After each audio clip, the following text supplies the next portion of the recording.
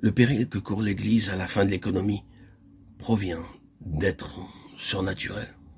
Ces êtres surnaturels sont des hypocrites qui prétendent être ce qu'ils ne sont pas.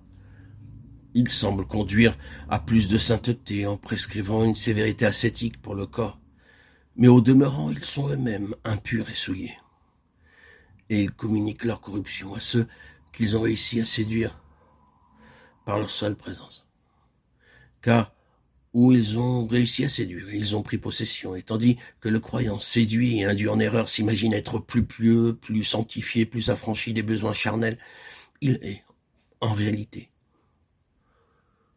souillé par leur seule présence, la seule présence de ces esprits hypocrites qui, sous le couvert de la sainteté, gardent leur position et dissimulent leur activité. Tout enfant de Dieu est en péril. Aucun chrétien spirituel n'oserait se dire hors des atteintes de l'ennemi. Le Saint-Esprit déclare expressément que quelques-uns se détourneront de la foi, qu'ils tomberont à cause de leur attachement aux esprits séducteurs, dont l'action n'est pas un mal, un péché manifeste, mais une séduction, c'est-à-dire une action déguisée, car pour qu'il y ait séduction, il faut que l'action se revête de dehors honnête et pur.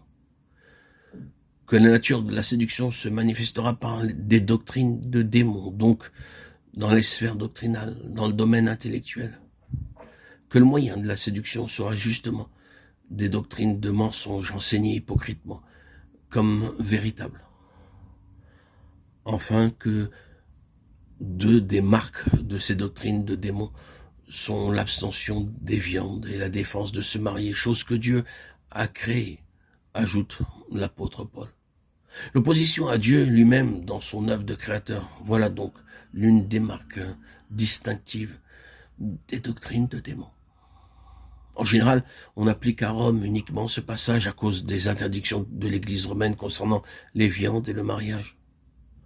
Récemment, on l'a appliqué à certaines formes de culte, certaines théologies, certaines confessions nées d'hier qui omettent les grands faits du péché, de la nécessité du sacrifice expiatoire de Christ et d'un parfait sauveur.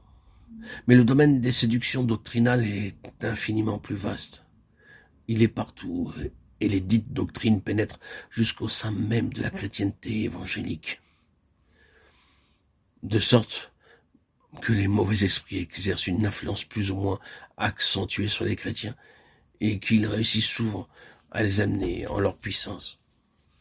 Ils atteignent même les chrétiens spirituels, même ceux qui sont arrivés à ce degré d'union avec le Christ ressuscité dont parle l'apôtre Paul, où l'enfant de Dieu doit se mesurer avec la méchanceté spirituelle dans les lieux célestes.